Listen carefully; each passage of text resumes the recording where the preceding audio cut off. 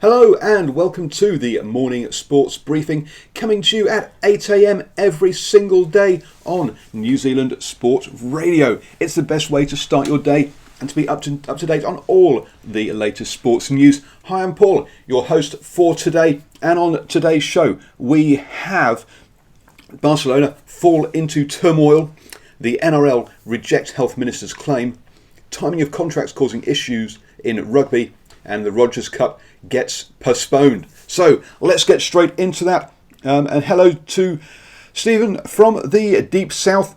How are you doing, sir? Very good, Paul. Thanks for having me yet again, and good morning, everyone, and everyone listening at home.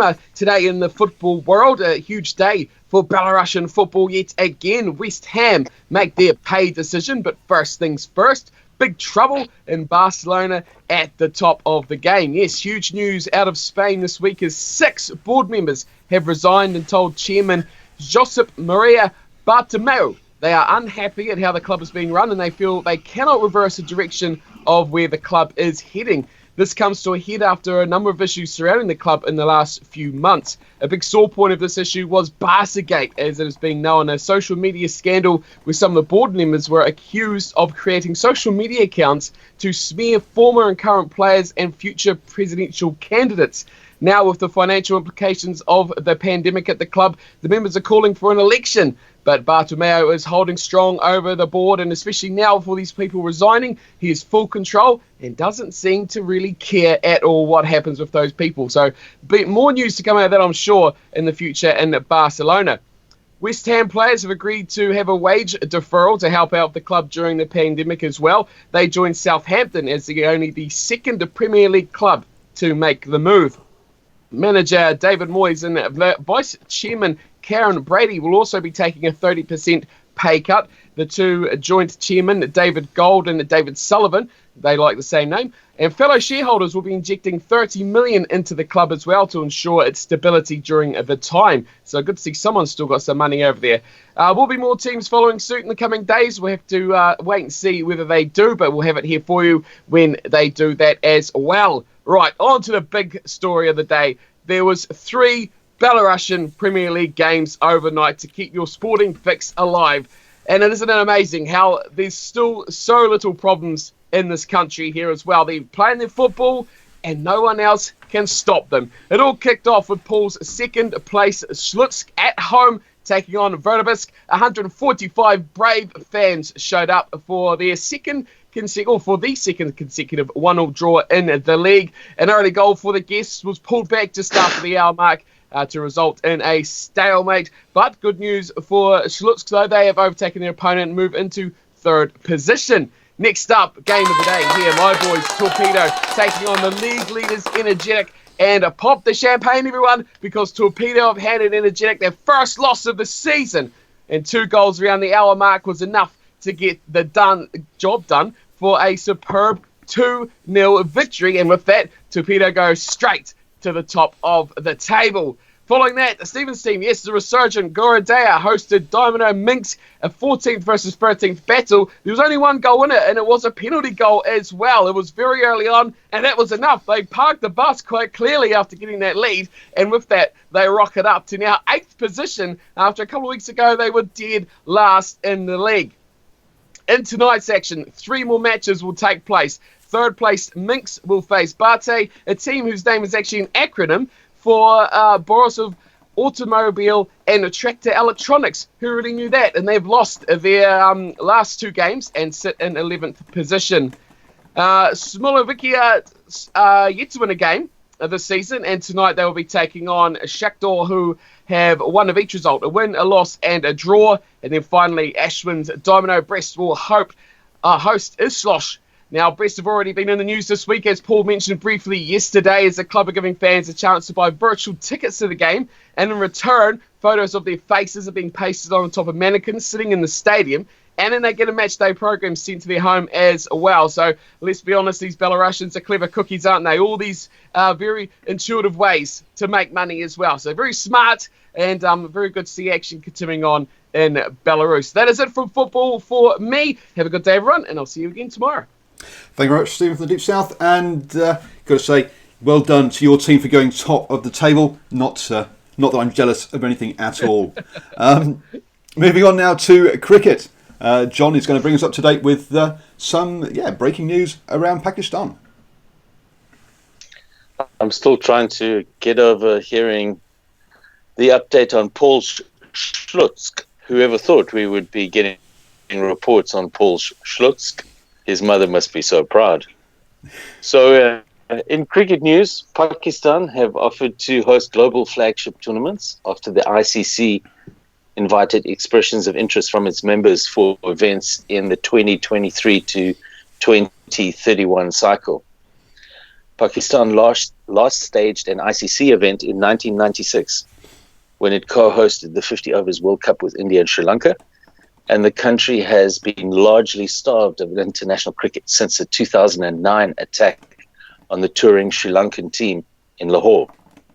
The PCB has expressed its interest in hosting ICC events during that cycle of 8 years. A PCB or Pakistan Cricket Board spokesperson told Reuters, "We will work in line with ICC guidelines and look forward to submitting strong proposals in the coming months." So Pakistan played their first test on home soil since that 2009 tour against the same team, Sri Lanka, in December, and have also hosted Bangladesh this year.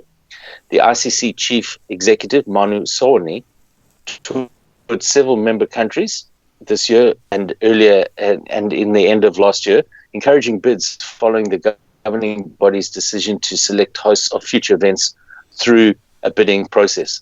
An ICC spokesman said that they are extremely encouraged with the positive response we've received for this 2023 to 2031 cycle. They have had close to 100 offers with 18 members. Just think about that. That's 18 member countries, far more than the large group of 9 of the big players. We've had close to 100 offers with 18 members showing interest in holding the 28 events proposed for the cycle. I suppose it all comes down to which ones India doesn't want to host. Oh, controversial there, John, on that one. Finish. But John, I do have a question for you around backyard cricket. Is it okay to include dogs as extra fielders if you've got a small family? Absolutely. Right. Absolutely. You've got to needs must. Needs must. Okay, so the Cocker Spaniels, since you can't invite the neighbours over. Cocker Spaniels and Labradors are now the good outfielders. It's difficult to get them to bat. Absolutely. They tend to battle with batting, but certainly for fielding. Absolutely. Absolutely good. So there you go. That's breaking news for you there, folks, on your backyard cricket. That officially it is now allowed to use dogs as extra fielders.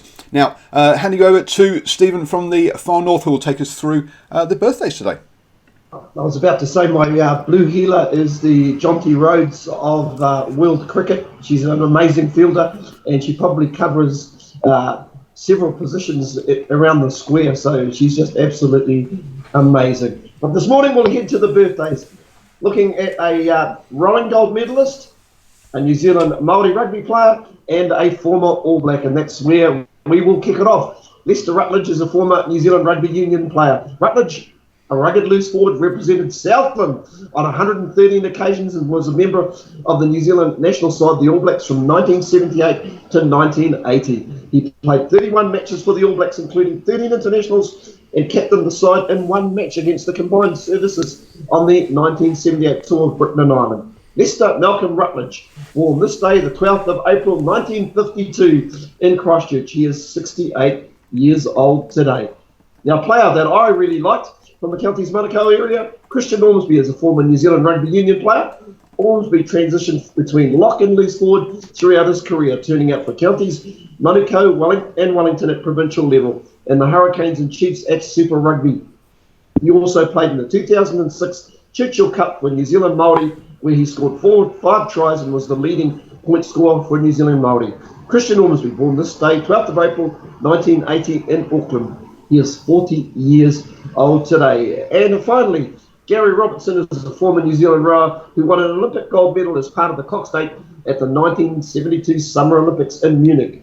Robertson is one of only 2 New Zealand Olympic gold medalists who never won a Premier National title. That is really unusual. Robertson is the nephew of the famed rowing coach Rusty Robertson. Gary David Robertson, born this day, the 12th of April 1950 in Oamaru. He is 70 years old today, and that's all our birthdays.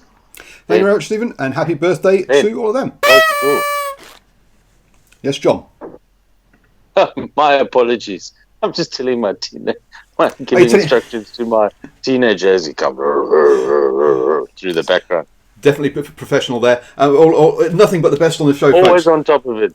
Always on top of it. Moving on to rugby news then, and in provincial news, there was an interview on New Zealand Sport Radio yesterday with Northland CEO Cameron Bell, so you can go check that out on the Facebook page or on your favourite podcast apps as well. He was talking about how the province is going to have reduced costs and confirmed, yes, that the funding from New Zealand Rugby was looking uncertain. It was an hour-long conversation where we talked about the focus of Northland Rugby and how that's changed with COVID-19. So go and have a check out with that one. But yes, they're having to cut their cloth just like all the other provinces. And he mentioned how basically they were going to have, they would struggle if the lockdown continues and if the government funding for employees isn't extended. Moving on then to Australian rugby, and talks between the Rugby Australia and the RUPA took place yesterday. There was no resolution to the fortnight-long saga, but the governing body have emerged from dealings optimistic that a deal could happen over Easter. So only a couple of days, folks. Let's hopefully that's sorted out. Moving on to English rugby then, and dates are causing issues for rugby in England. Johnny May is moving back to Gloucester from Leicester Tigers, and he'll be moving on the 1st of July. That's when his new contract starts. But and that he's going to move even if the season does change. So if the Premiership does play beyond July, he will cease being a Leicester Tigers player and will start to be a Gloucester player. This is going to be causing issues across the clubs as to who they have contracted, who they haven't contracted, where they are in the world. So if they've brought overseas players in, then can they even travel to the UK to play? So there could be a whole bunch of issues there for Premiership Rugby, depending on the dates and all these contracts and how much players will be moving mid-season, which obviously is something that people have not considered previously. Also, we heard earlier that the RFU are having issues with their kits change. They are moving from Canterbury to Umbro, and apparently the contracts were dated that they'll be moving at the end of the Six Nations. Okay, the end of the Six Nations now has suddenly moved, so I think they're in talks with those two kit manufacturers to because obviously they would have changed already under normal circumstances. So definitely issues there, legal issues there that we probably haven't thought about impacting the sporting world. Going to hand you back to Stephen from the far north, who's going to take us through our league news. Thank you, Paul. Plenty happening in NRL as always. The NRL on Saturday night has rejected suggestions it has not received an official approval for proceeding with its proposed restart of the Telstra Premiership on May 28th.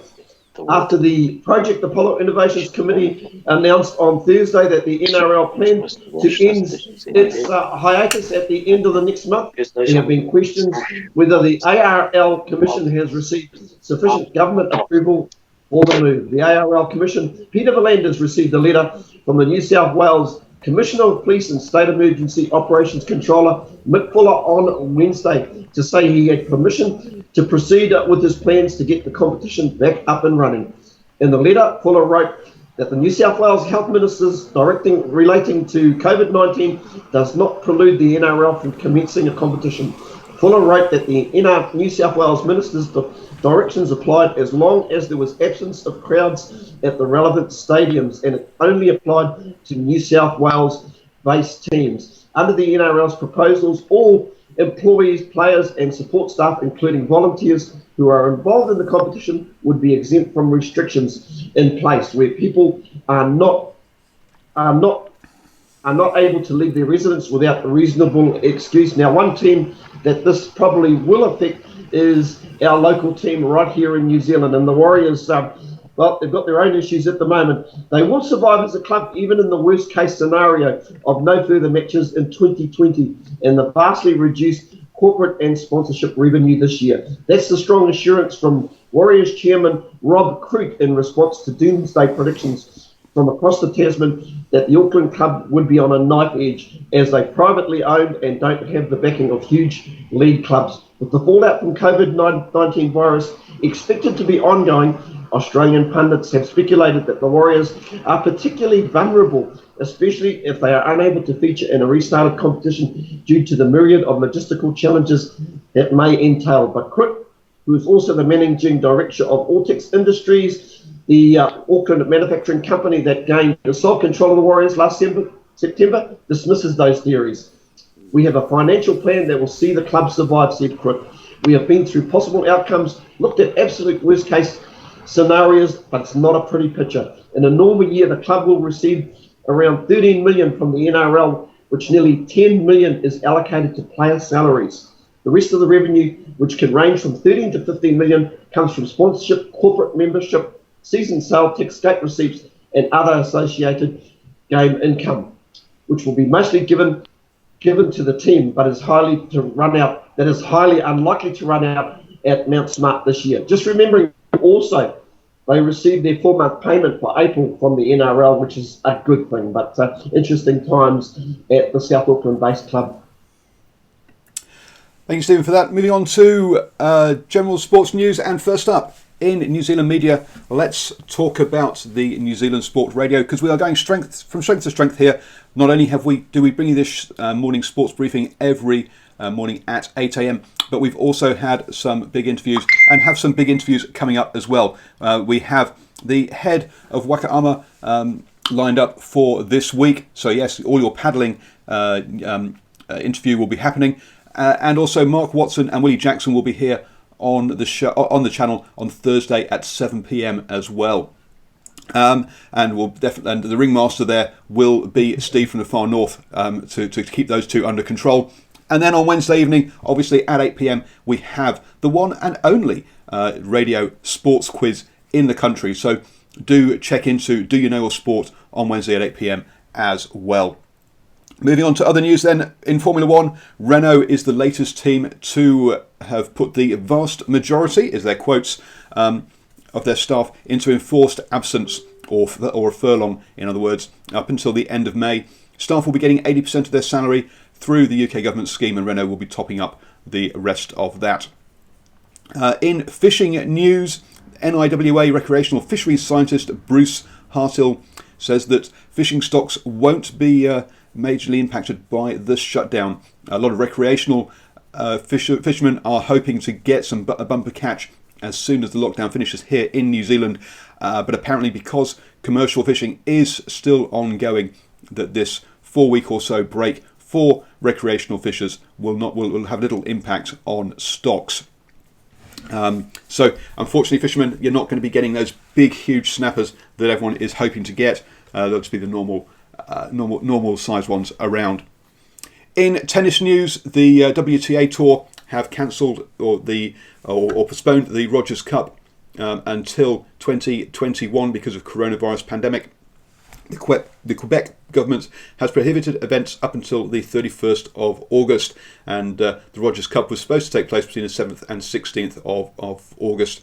Already, the men's and the women's tours had been suspended until the 12th of July, but Quebec has individually taken the decision to go further. There's no announcement yet being made about the men's event that was taking place in Toronto at the same time. What happens is that the men's and the women's events alternate between Toronto and Quebec each year, and this year the men's event is due to take place in Toronto. We'll await for official news on that one. Thank you very much to Steve from the Deep South, Stephen from the Far North, and John for your updates in this bulletin. As I said, folks, 8 a.m. every morning for the morning sports briefing. Do join us here on New Zealand Sport Radio, and please, if you'd prefer to listen rather than watch, then catch the podcast, the recording on your favourite podcatcher. We're definitely available on places like Spotify, Acast, TuneIn, etc. So do subscribe. Stay safe, folks. Stay in your bubble and have a great day.